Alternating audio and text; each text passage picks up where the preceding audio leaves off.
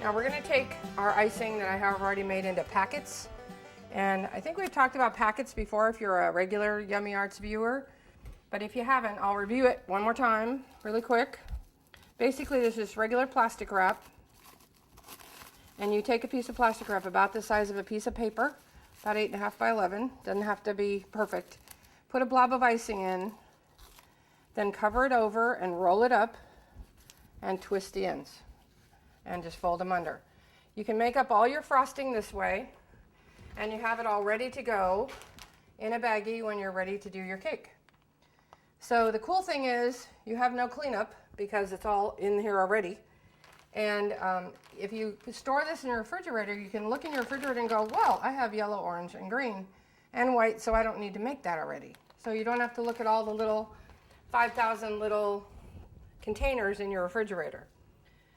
So what we do with these, this also helps keep the icing from getting all over you. So if you're working with kids, this is really great. It works for whipped cream, buttercream, royal, or any other kind of substance that you put in here.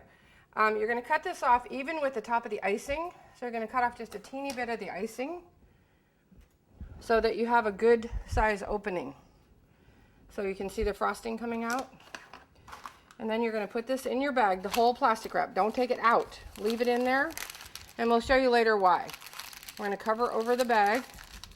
And I prefer the folding method. A lot of people gather the bags at the top, but I like the folding because I have better control and it's easier for me to squeeze. Now we're going to take a number 11 tip. You can use a 10, 11, or 12. It really doesn't matter. And so you can see, we're just going to go back and forth, if I could squeeze this out, along the bottom of the cake. And if your icing isn't quite as stiff as mine, you can go back and forth just like a giant zigzag. But you got to be close to the cake. That's the biggest mistake people make. They don't get close enough to the cake. And you don't want any gaps. So I'll keep running the cake into the bag. We need a bigger studio.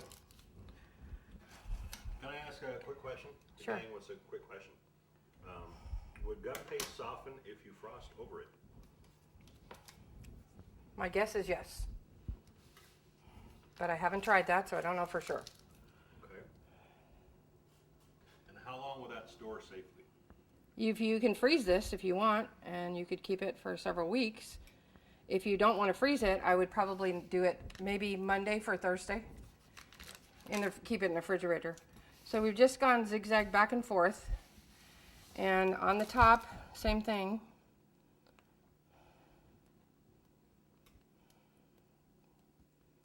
And it doesn't have to be neat because it's supposed to be a turkey body. They have feathers, so it doesn't have to be perfect.